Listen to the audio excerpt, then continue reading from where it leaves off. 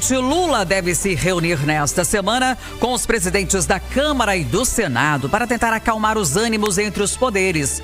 De Brasília, o repórter Pedro Nascimento tem os detalhes. Pedro, as relações ficaram bem estremecidas desde que o Legislativo derrubou o decreto que aumentava o imposto sobre o IOF, né? Bom dia para você. Exatamente, bom dia para você, bom dia também, Eustáquio, bem-vindo de volta. Bom dia, obrigado.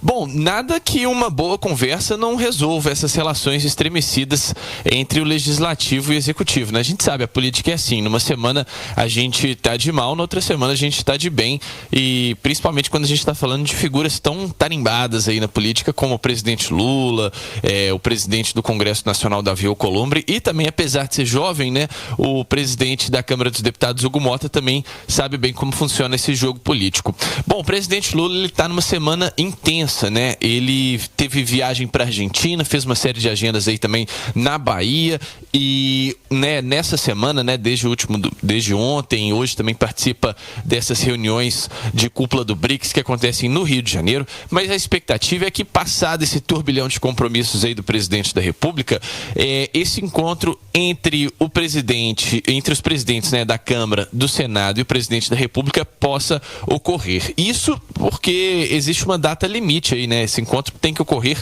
antes da audiência de conciliação entre os poderes, foi marcada pelo ministro Alexandre de Moraes, do STF, para o dia 15 de julho, ou seja, uma conversa antes de uma conversa mais oficial, digamos assim, perante o STF. Essa reunião, ela tem o intuito justamente de acalmar esses ânimos, após esse impasse sobre o aumento do IOF, que gerou esse desgaste tão grande entre o Executivo e o Congresso. Lembrando que o ministro Alexandre de Moraes, na semana passada, ele foi escolhido como relator da ação que foi protocolada pelo governo para tentar retomar aí os efeitos daquele decreto que aumentou o IOF.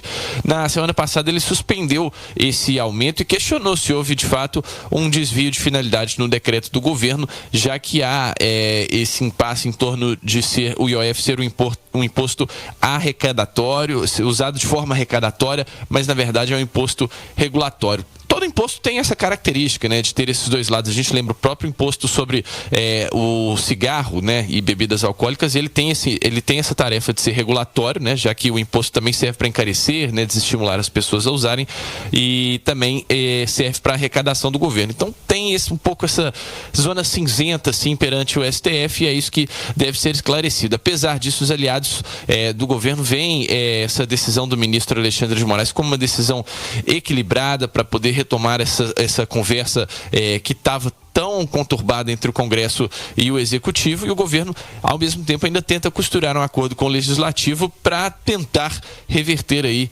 esse decreto que derrubou, esse ato, né, legislativo que derrubou o decreto original com ampla maioria no Congresso e também com a anuência aí do Senado Federal. Kátia.